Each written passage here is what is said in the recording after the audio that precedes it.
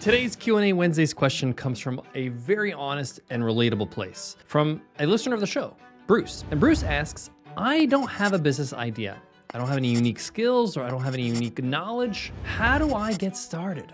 Bruce, first off, thank you for the courage to ask this question because you're not alone. So many people feel this way at the beginning. And let me tell you right now, you don't need a breakthrough idea or some rare skill to start a business. That's a huge myth that we're gonna bust today. I'm gonna walk you through exactly how to get going with your business with real examples, with practical steps, and a mindset that could change everything for you. Let's do it. Real quick, if these episodes help you in any way, hit subscribe. It helps us keep bringing you practical business insights 3 times a week for free. Thanks. Bruce, the foundation of entrepreneurship is not brilliance, it's usefulness. Hear me out. Great entrepreneurs, great business people, they see a problem and they say, I'll take a crack at solving that. They're problem solvers at heart. That's it.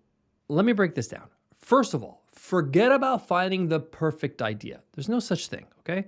The real question is, what problem can I help someone solve? That's how every great business starts, by solving something annoying, inefficient, painful, or even just inconvenient. Your Uber driver didn't invent transportation, right?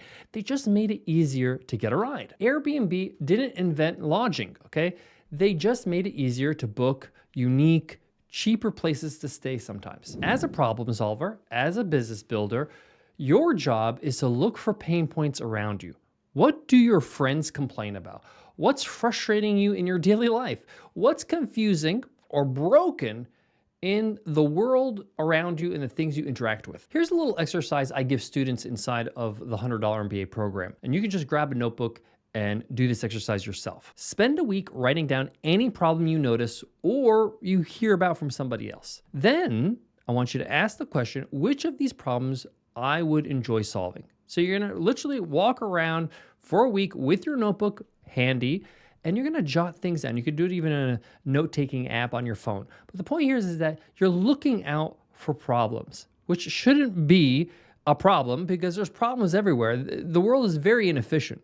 How many times do you hear yourself or others complaining about something? It's because there's a problem. You want to take a look at which of these problems would you be excited to solve. And listen, even if your idea is small, that's a good thing. That's okay. Solving a small problem for a small group of people is the best way to start. In fact, I prefer it. I don't actually recommend you going to try to solve the banking industry, right?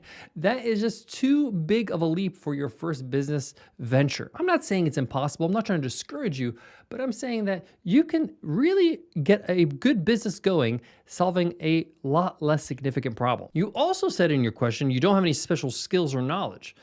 Let me stop you right there. Most successful entrepreneurs don't start as experts. Many successful entrepreneurs, they're not whizzes at anything. They're not particularly smart or gifted or knowledgeable about any particular thing. In fact, if they are quite knowledgeable in something, they became experts through the process of building their business. I'll give you an example. When I started Webinar Ninja, my software company, I didn't know a thing about building software, but I knew the problem. I couldn't find a tool to run webinars efficiently, easily, in a way that I wanted. So I learned what I needed as I went. I learned what it took or what are the ingredients of a successful software company. And trust me, business is the best school you'll ever attend. And listen, I know this is hard because you're going to have to stretch yourself a little bit, get out of your comfort zone, and be something you're not today. And that's okay.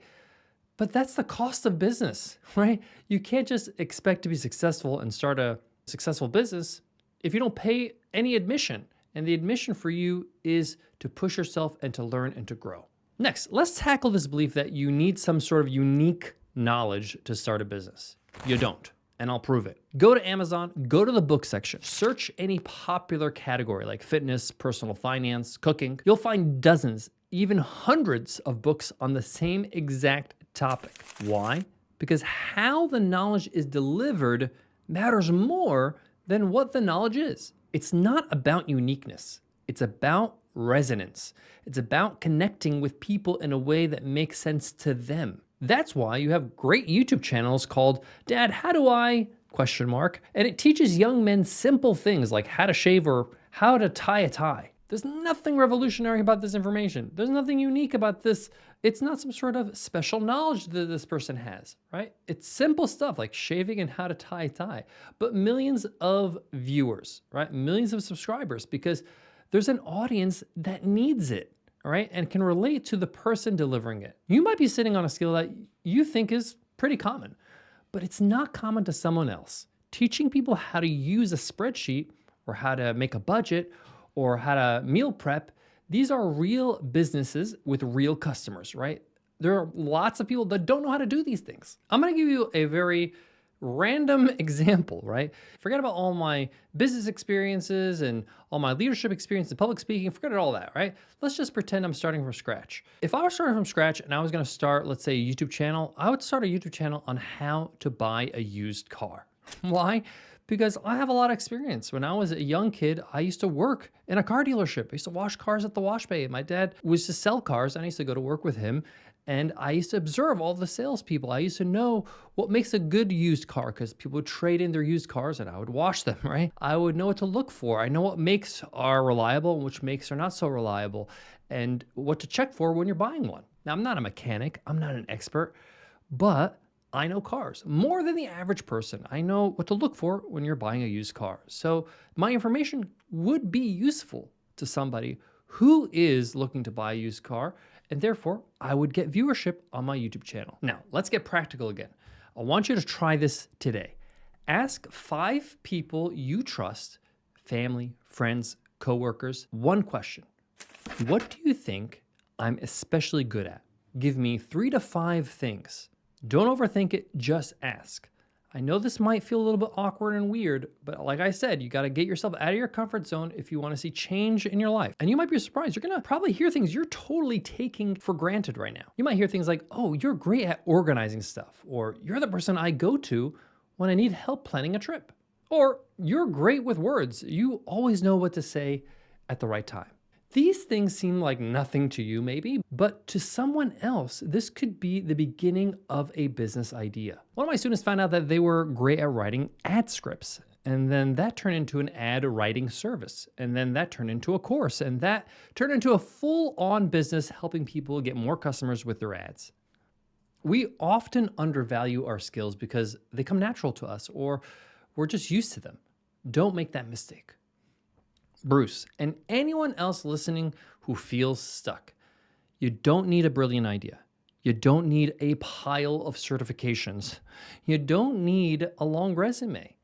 You need 2 things: a willingness to solve problems and a commitment to learn as you go. Listen, you'll get uncomfortable in the process. You'll make mistakes, but every successful entrepreneur started there.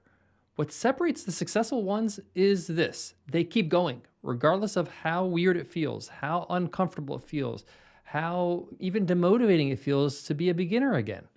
The ones that make it, they don't wait for the perfect idea. They just pick a problem, they get curious about it, and they start helping.